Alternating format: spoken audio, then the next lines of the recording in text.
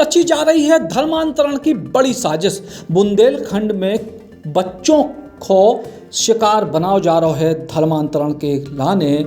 मध्य प्रदेश के दमोह जिला में हिंदू बच्चों को धर्मांतरण करके ईसाई बनावे को बड़ो भांडाफोड़ भाव है। और राष्ट्रीय बाल अधिकार संरक्षण आयोग की टीम ने जब इतने मौके पे पहुंच के जायजा लो तो सबकी आंखें फटी की फटी रह गईं। रविवार की दोपहर में राष्ट्रीय बाल अधिकार संरक्षण आयोग के अध्यक्ष प्रियंक कानूनगो और सदस्य ओमकार सिंह दमोह पहुंचे।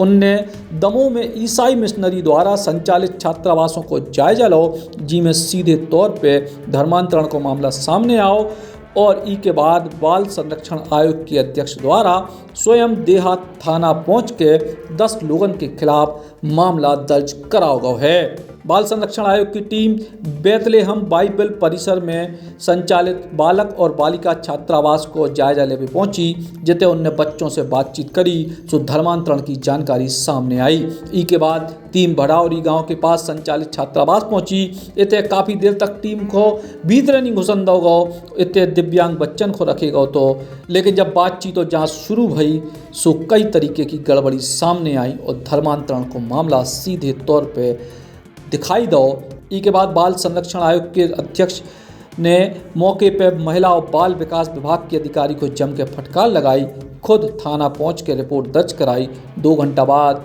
10 आरोपियों के खिलाफ रिपोर्ट दर्ज कराई गई है। सोसाइटी है, सोसाइटी में कितने लोग होते हैं? वो डॉक्यूमेंट नहीं, डॉक्यूमेंट यहाँ कोई डॉक्यूमेंट नहीं है। सोसाइटी संबंधित डॉक्यूमेंट, पंजीयन संबंधित कोई डॉक्यूमेंट नहीं है। एफआईआर लिखवाओ, जाओ थाने में। आप थाने में पहुंचिए, एफआईआर लिखवाइए। अनरजिस्टर्ड एंटिटी है, इलीगली बच्चों को रखे हुए हैं। Section 42 juvenile justice act, section 75 juvenile justice act. बाकी धाराएं हम बाद में बताएंगे। एफआईआर कायम करवा के सर्किट हाउस आओ तुरंत। और इन्होंने हमको इस प्रीमाइसेस में एंटर नहीं होने दिया। हमको और एडिशनल एसपी को बागड़ खोल के आना पड़ा। 353 का मुकदमा बनेगा, वो एफआईआर भी होगी। हमारा स्टेटमेंट लीजिए सर्किट हाउस में आके, अभी होगा ये सब। रिकॉर्ड सारा लेके आइए।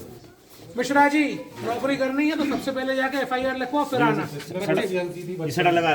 आप एफआईआर लिखवाने जाएंगे या नहीं जाएंगे? मैं जा रहा हूँ थाने, नहीं तो तुम्हारी भी लिखवाऊंगा। तुम जा रहे हो या मैं जाऊं? बोलो।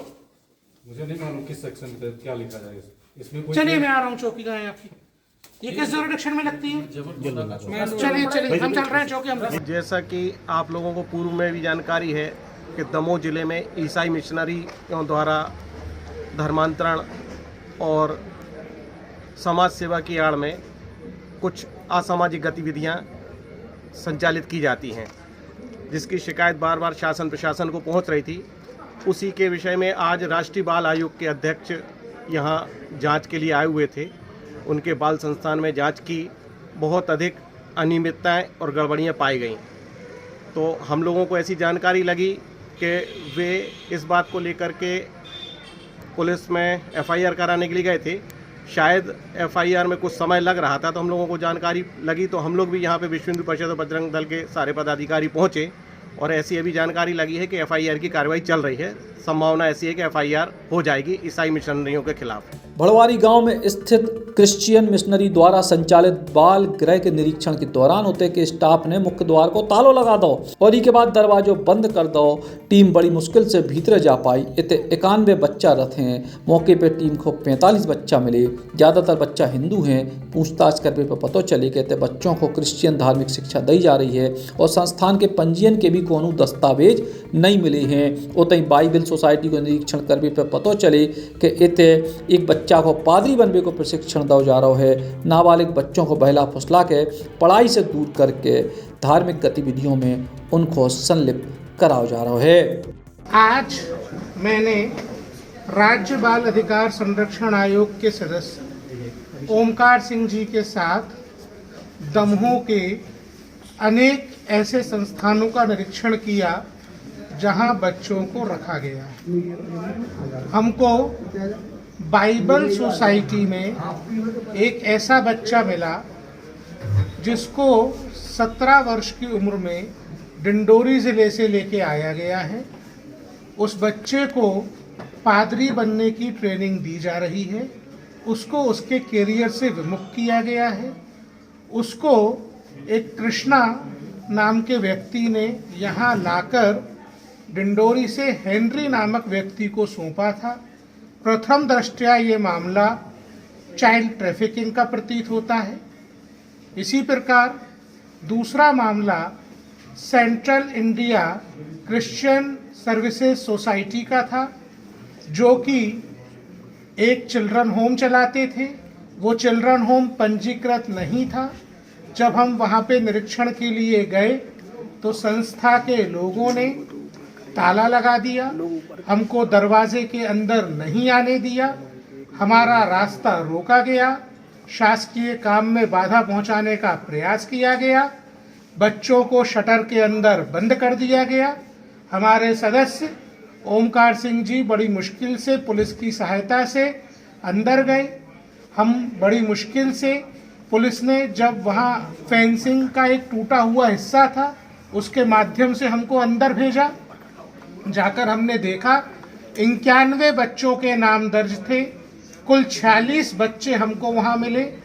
उनमें से अधिकांश बच्चे हिंदू धर्म को मानने वाले थे, एक बच्चा मुस्लिम धर्म को मानने वाला था। सभी बच्चे दिव्यांग थे।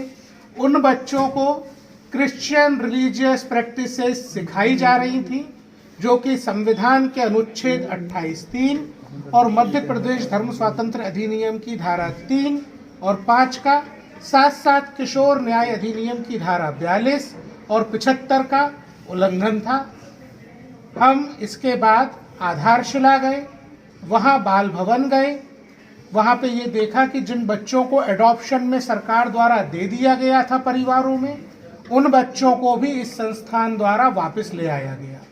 जिन बच्चों का कोई अता पता उनके धर्म और पहचान के बारे में नहीं है, उनको भी क्रिश्चियन धार्मिक पहचान दे दी गई।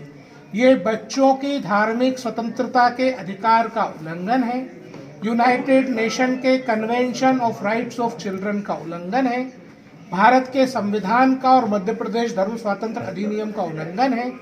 हमने इन सभी मामलों में पुलिस को जांच के लिए कहा है। हमने इन मामलों की आज स्वयं एफआईआर दर्ज कराई है। चूंकि यहाँ का महिला बाल विकास विभाग न केवल उदासीन है, परंतु यहाँ के अधिकारी इस आपराधिक षड्यंत्र में शामिल प्रतीत होते हैं।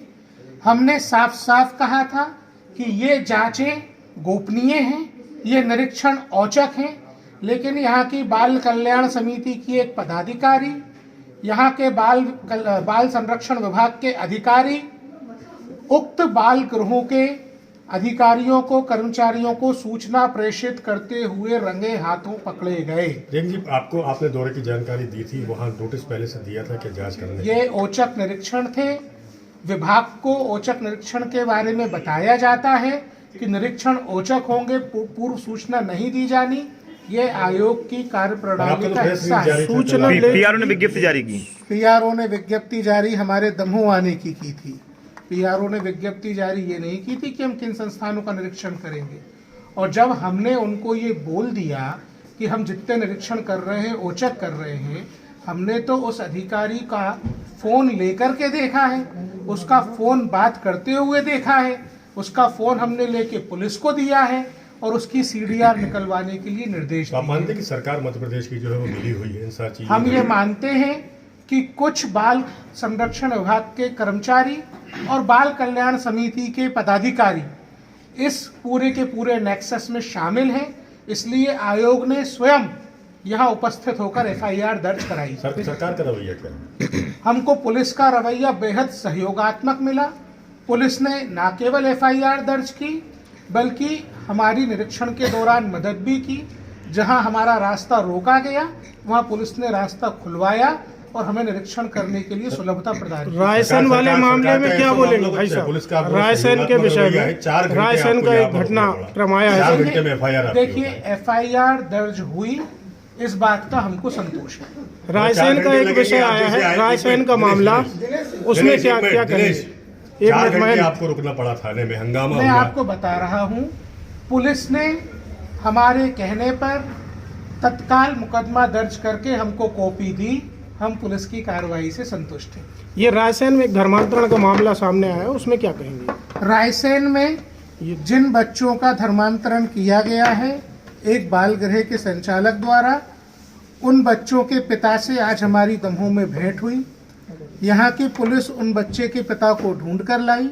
उस बच्चे के पिता का हमने कथन लिया है। वो पिता अपने बच्चों को वापस लेना चाहता है। राज्य के बाल आयोग के निर्देशन में ये कार्रवाई की जाएगी।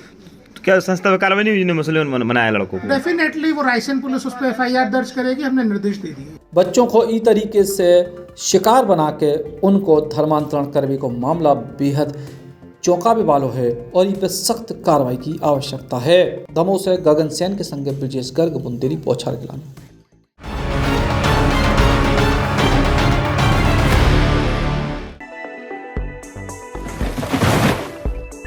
सर्वोत्तम निर्माण के लिए माइसन सीमेंट।